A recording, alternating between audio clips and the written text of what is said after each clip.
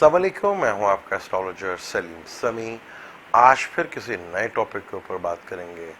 आज का टॉपिक, कल पाकिस्तानी आवाम को फिर बहुत तकलीफ और दुख हुआ क्रिकेट की वजह से। वर्ल्ड कप चल रहा है। मेरा कोई इंटरेस्ट नहीं है क्रिकेट में, लेकिन मैं क्रिकेट का लवर था मौजूदा, बल्कि काफ़ी अरसे से। पाकिस्तान की टीम की जो परफॉर्मेंस है, मैं 99 के बाद से क्रिकेट से नफरत सी जैसे हो गई है कि हमारी टीम ही इस काबिल नहीं है कि इसके ऊपर बात की जाए या कोई बात की जाए। एक गलती से, आप बहुत बड़ी गलती मैं तो कहूँगा, काश अगर वो गलती ना हुई होती कि हम चैम्पियन ट्रॉफी का फाइनल जीत गए थे, अगर वो ना जीते तो शायद जो आज टीम में शामिल थे बहुत से लोग ना होते। बहुत बड़ी बदकिस्मती होती है कि अगर आप बुरी टीम है और आप किसी वजह से जीत जाते हैं तो वो क्रिकेट के लिए बहुत बड़ा नुकसान माना जाता है। जैसे फिल्म इंडस्ट्री में होता है कि अगर कोई अच्छी फिल्म फ्लॉप हो, जितना दुख नहीं होता जितना दुख एक पिटी हुई और बोर फिल्म और एक घटिया फिल्म हिट हो जाए जिसकी तकलीफ इतनी ज़्यादा होती है, इसी तरह हमारी पाकिस्तानी क्रिकेट टीम का हाल है। हम ये कह रहे थे कि जी हम दुआ करेंगे मैच जीत जाएंगे और हम पूरी टीम दुआ करेगी तो मैच जीत जाएगी। अगर दुआओं से मैच जीतना होता तो शायद फिर तो हम कभी भी ना जीत सकते, क्योंकि इंडिया की आबादी हमसे ज़्यादा है। अगर आपने दुआओं के 21 करोड़ वहाँ पे और वहाँ पे मैच 1.25 करोड़, 1 अरब और 25 करोड़ आबादी है, तो दुआओं से अगर मैच जीतना होता तो वो फिर इंडिया ही जीता, तो पाकिस्तान कभी भी ना जीता। गेम जीती जाती है टैलेंट के ऊपर और अकल के ऊपर। आपका टैलेंट होता है और अकल के बेस के ऊपर आप क्रिकेट खेलते हैं।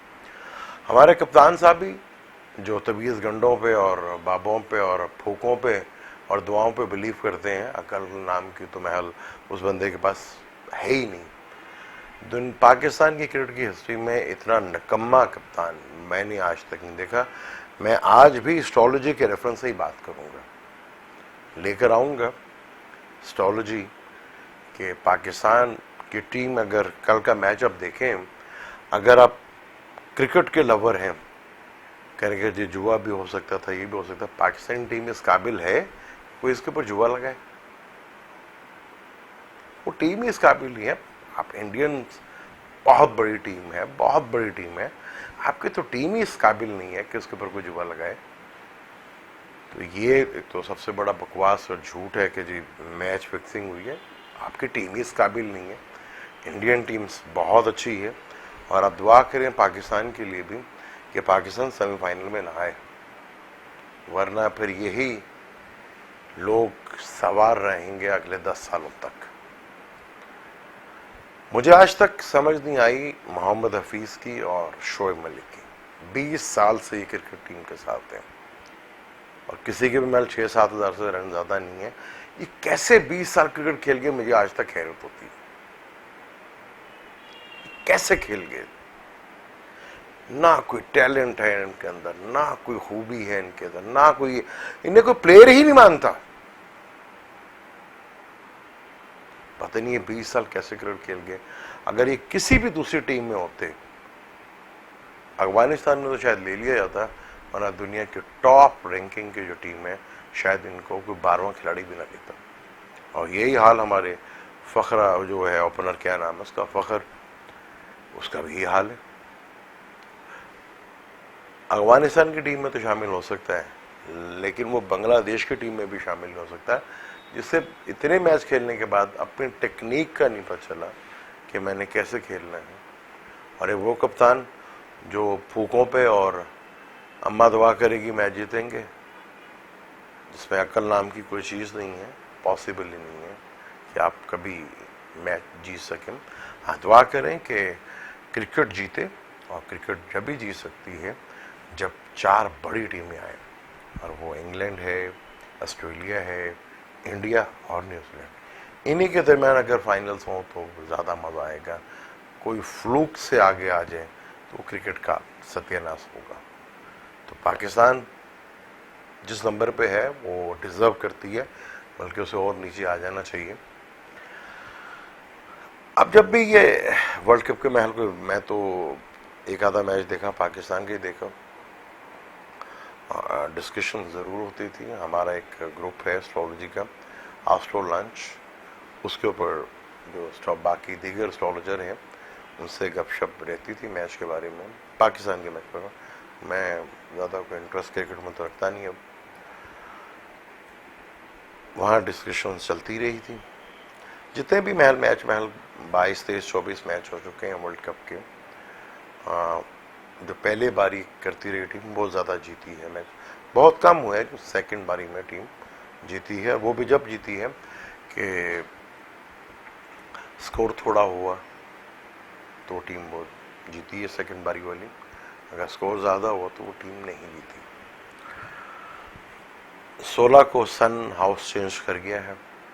मैच जब शुरू होता था तो विर्गो का लगन हुआ करता था, अब लगन जो है लिब्रा का होगा। टोटल सिनेरियो चेंज हो जाएगा। पहले विर्गो अपना ही स्टार ज़्यादातर जमनाई में बैठा रहा और उसी के घर में मंगल 10वें घर में बैठा रहा, और छठे का मालिक जो है विर्गो के हिसाब से सैटर्न है। सैटर्न अपने घर को देख रहा है। तीसरा का मालिक मार्स 10वें घर में, एग्रेशन, फुल एक्शन। आपने देखा जितनी भी पहले बैटिंग करती थी वो पूरा क्लीन वॉश ही कर देती थी। तो ये पाइसेस लगन सेकंड लगन होता था, तो वो टीमें ज़्यादा अच्छी परफॉर्मेंस नहीं दिखा सकी। अब हमारे बेवकूफ़ कप्तान आगे गलती करेंगे टॉस जीतने की, कि टॉस जीते तो पहले बैटिंग करें। लगन अब चेंज हो गया है, तो डेफिनेट एस्ट्रोलॉजी तो कहती है कि अब आपको अकल का इस्तेमाल ज़्यादा करना पड़ेगा। हो सकता है कि आगे आने वाले मैचों में आपको सेकंड बारी जीतती हुई नज़र ज़्यादा आए, क्योंकि लगन अब चेंज हो गया है। पाकिस्तान ऑस्ट्रेलिया का मैच भी मैंने देखा था, ये जीता जिताया मैच वो हारी। वीनस स्टार का होरा एस्ट्रोलॉजी बड़ी इंपॉर्टेंट होती है।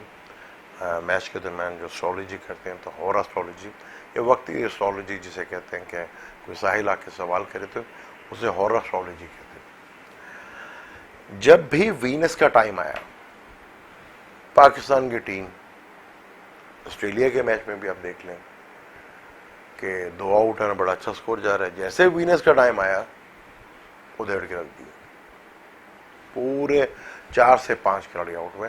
और कल भी आप देख लें 9, 9:15 बजे करीब वीनस का टाइम शुरू हुआ था, पूरी टीम ही ढेर हो गई थी। आप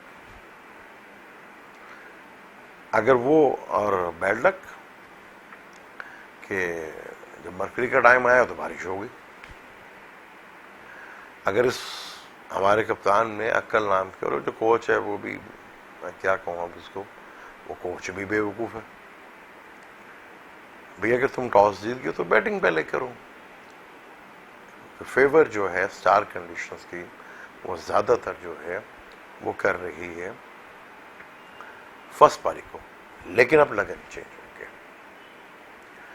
अब पहले राइजिंग सन था टॉरस, और अब राइजिंग सन जमनाई होगा। तो जब गेम स्टार्ट होगी तो डेफिनेट लिब्रा का लगन हुआ करेगा। तो लिब्रा का मालिक वीनस वो छठे घर में बैठा हुआ है, और मंगल जो है वो मार्स के तीसरे घर में बैठा हुआ है, और वो भी 22 तारीख को निकल के मार्स आ जाएगा चौथे घर में, यानी कैंसर में नीच का वो हो जाएगा। लेकिन जब जब मून यहाँ पे आएगा तो वो पीत राजयोग बनाएगा। तो सेकंड बारी के जब लगन शुरू हुआ तो आने वाले वक्तों में सेकंड बारी वाले ज़्यादा जीत सकते हैं। लेकिन पाकिस्तान दुआ करें कि पाकिस्तान ये वर्ल्ड कप ना जीते, सेमीफाइनल तक ना आए। जीतने की तो बड़ी दूर की बात है, सेमीफाइनल तक भी ना आए, ताकि पाकिस्तान की क्रिकेट अच्छी हो सके। जो 20 सालों के साथ अटैच हैं, मुझे नहीं समझ आ रही कि हमारे यहाँ कितना करप्ट सिस्टम है कि 20 सालों से आप परफॉर्मेंस ना दें और टीम के साथ रहें। इंडियंस कल के लड़के आए हुए, विराट कोहली और बाकी दूसरी टीमों के भी, वो कहाँ से कहाँ चले गए। यही बदकिस्मती है हमारी।